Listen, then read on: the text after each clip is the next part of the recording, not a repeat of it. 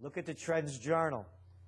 Begins with war. We go on, what, about 16 pages of all about the wars going on around the world. You have psychopaths in charge, and that's all it is. These are crazy people. I mean, how successful do they have to be? Look at the great job, I mean, of success that they create to create more wars. How could people let them get away with this? I say that, of course, facetiously. It's been a disaster in Iraq. What did it cost? $1 trillion, 1 million people killed in Iraq, their country destroyed. Every day you pick the paper up, 8 killed, 20 killed, 30 killed, 100 killed. Then you look at what's going on. Oh, by the way, it was a good reason to have that war.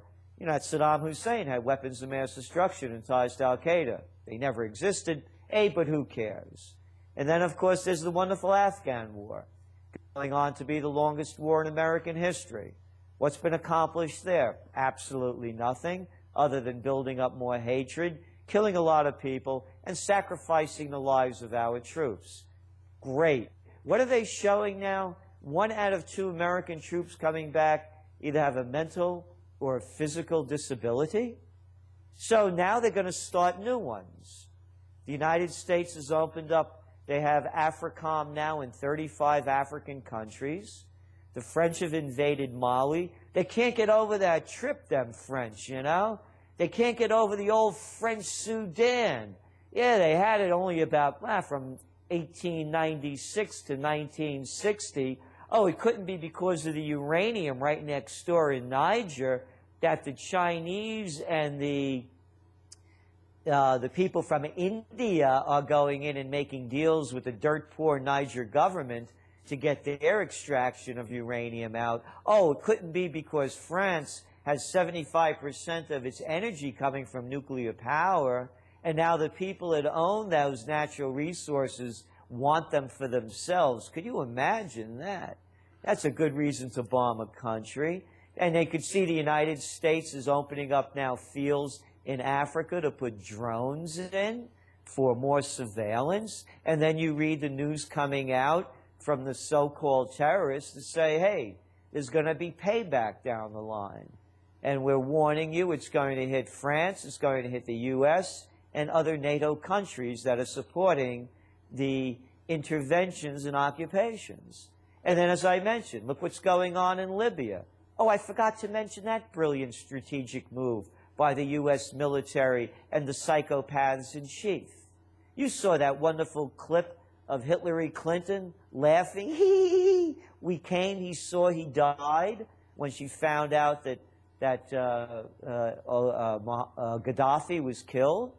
I mean, my God, what kind of behavior is that? That's a human being? Boy, she makes the, you know, the witches of Macbeth look tame.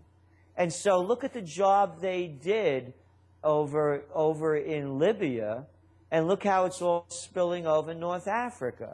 Well, then look at Syria. We're making basically, kind of rumblings that we might go to war in Syria. You have John Kerry, who is now, the new Secretary of State, says we're not going to put up with a nuclear-armed Iran. To the Israelis' credit, they're a little worried about this nuclear material being stuck on a rocket and fired into Tel Aviv. I know there's lots of sin to go around all around, but there is a terrible situation where we could break into war with superpowers over a variety of countries, namely, first on the hit parade would be Syria. I mean, aren't you worried about that? Well, look, I mean, name me the country that Iran has invaded. If my history gets it right, wasn't it the United States and the UK that overthrew the democratically elected government of Mossadegh in 1953 and installed that brutal dictator, the Shah? Because Mossadegh, a university professor, had the nerve, the gall, to throw out, I believe it was called Anglo-Iranian oil at that time, and Standard Oil. Oh, didn't Anglo-Iranian become BP? You know, those people that poisoned the Gulf? Yeah, that one. And wasn't the Shah this brutal dictator that suppressed dissent, and the Stavak, the secret police, was only second to the SS? And then when the revolution started, Jimmy Carter saying that the Shah was the island of stability in the Middle East and how the Shah would never be overthrown, and has that wonderful dictator was our wonderful friend. Just and like wasn't it under Carter Mubarak. and under Reagan that they started the Iraq War against Iran? You remember that wonderful photograph of Donald Rumsfeld, the defense secretary that pushed for the Iraq War? Didn't he give Saddam Hussein those golden spurs to spur him on against the war against Iran? What has Iran done? Why does everybody hate Iran? And again, and I know the one about, oh, Iran said, you know, there was no Holocaust and this and that. And I also read the different translations. But the fact of the matter is, if my neighbor is armed and has invaded other countries, I want to be armed too. Who is this to say that only we should have arms or only our allies should have arms? You want to look at some hypocrisy? Pick up the toilet paper record, the New York Times, and here's the semblance of the quote. How proud South Korea is that they've launched the missile. Hey, when South Korea launches a missile, it's proud. But when the enemy, North Korea, launches a missile, head for the bunkers. It's hypocrisy. Well, what do you think about the possibilities of war, no matter who starts it or when it starts? What's going to happen if we find a real barn burner of a war where at least the Russian proxies are involved, our proxies, which, you know, as Al-Qaeda in Syria, I don't understand where there's a good Al-Qaeda and a bad Al-Qaeda. I don't get that. Or, you know, we have a lot of military hardware over in the Persian Gulf, around the Persian Gulf, and the, you know, the Eastern Mediterranean. I mean, if there is war, what is your prognosis? Well, I think you think there's going to be war. And if there is war, how bad will it be for the economy? How bad will it be for America, for the world? Forget the economy. Life won't be worth living. I mean, look what's happened to this country already. You have no rights anymore. You know, since 9/11, what is the military budget nearly doubled? You go to the airport, they fill you up. You have surveillance everywhere. In 2000, I was brought down to Virginia Military Institute. I'd written Trends 2000 a number of years earlier. And you could pick it up. I predicted exactly what would happen. I said that by the new millennium, there'd be a Crusades 2000 raging. This is before anybody ever thought of the word. This is in 1995 I wrote the book. It came out in December of 1996. Anyway, I was down in VMI to talk about new millennium warfare. People such as General Zinni were down there. And they brought me in to discuss what it would look like. And you know how they say the generals are always fighting the last war? Yes. And you mentioned about all the military hardware throughout the Middle East. I said, it won't be like that. This time it'll be weapons of mass destruction. It'll be suitcase-sized nukes. I began my book, Trends 2000. I front-loaded it with the breakup of the former Soviet Union and all of the weapons of mass destruction that were being sold on the black market. It was a fact. Dirty bombs. Biological warfare. You think the next war, somebody lights off a suitcase nuke or two in Europe, in the U.S., you think it goes hot nuclear?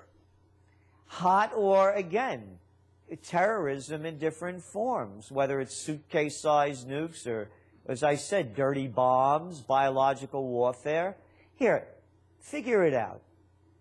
Look what happened in the East Coast when Hurricane Sandy hit.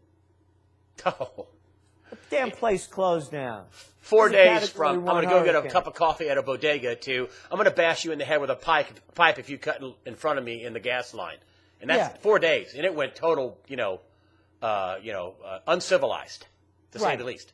So suppose a suitcase-sized nuke goes off in San Francisco, a dirty bomb in Manhattan, biological warfare in Atlanta. Boom, the country closes down. We have people in charge that just went over the litany of failures that they have created. If you could dispute me, please do. They failed in Iraq.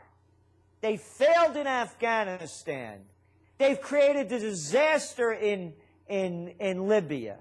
And now they're going to pull another one off? You think we're headed for war with Iran? I mean, that was the first thing John Kerry said was, we're not going to put up with Iran with a nuclear armed Iran. That's the first thing he said. We. What do you mean we? Who's these we's? Also in my Trends Journal, I have Gerald Celente's 4 Rules of Peace. Those that want to pick the fight the fight. You want to call yourself commander-in-chief, you got to take out Assad or Ahmadinejad. Boom, go take them out, Jack. Be like Alexander the Great. Be like William the Conqueror. How about this one? Be like Washington. Lead the charge or shut your mouth. Either call them out, you take them out. Number 2, anybody out there, oh yeah, we got to fight, sign up. Keep me out of your psycho trip. And if you're too old or infirm, for whatever reason, and you can't go, send your wife, send your kids, and send your money. You want to fight the war, pay for the war with your life or your money. Rule number 3, the golden rule. Hey, you're French, you want to go attack Mali, and they say they're going to pay you back. Guess what? Payback's a bitch. The golden rule. You reap what you sow. Do unto others. Stop calling them names. Stop calling them terrorists and evil people after you go in with your Mirage jets and bomb the hell out of everybody. And then when they kill you, you cry like a little baby. Rule number 4. You want to go to war? Let the people vote. I don't need some clowns in Washington telling me what the story is and why we should go to war. Let the people vote. The burden of the war falls on our shoulders. You don't see Bush's girls out there fighting. You don't see Clinton's kids. I bet you won't see Obama's babies. You want to go to war? Let the people vote. All of these chicken hawks, all of these little guys out there with cojones the size of mothballs telling us we have to go fight, let the people vote. And anybody that votes for war, you go to war. I don't need people to tell me why America or I should go to war. I didn't go to the Vietnam War, and I don't want my money or my friends or my loved ones fighting psychopathic wars like they did in Iraq, like they did in Afghanistan, like they're doing in Libya, and like they're going to get us all killed now. When do you think? You think we have war in 2013? Is that when you're the big war? Know. You think we have World War III in 2013? I don't know. I don't know. I don't know what goes on in the crazy minds of crazy people. But like you said, what's Kerry's first words? We got to stop Iran. We got to do this. We got to do that. Look, this is nothing. This country is nothing from what the Founding Fathers wanted this country to look like. Well, to your point. How about this one? How about you don't become in foreign entanglements? Could anybody handle that? To your point, and you've been saying this for a while, I've been listening to you, that when the economy goes sour, and they're saying this contraction's no big deal. It is a big deal. And you've been saying when the economy goes sour, look out, we go to war. And you think we're on the glide path to war, whether it's 13 or 14 or whenever, but you think we're headed towards war, a big one. Look, Greg, go back to history. Look what the Japanese did in the 1930s when the world economy was collapsing. They devalued their currency. They lost 60% against the dollar and 40% against the pound sterling. They devalued the currency so they could trade. And that's what's going on now. All of these currency devaluations are for 2 reasons. To get cheap money into the banks so the Ponzi schemes can keep going, to lower the value of their currency so they could export more of their product. We've seen this play over before. And now it's war talk. And I'm not talking the war. The wars are going on. Look what's going on in Egypt. Look what's going on in Tunisia. Jordan's ready to go next. You're going to start seeing Yemen and Bahrain. They don't even make the news anymore. So, yeah, the world is going to war. Gerald Celente, founder, creator, the Trends Journal. Gerald Celente, thank you for being on USAWatchdog.com. Hey, thanks for having me, Greg.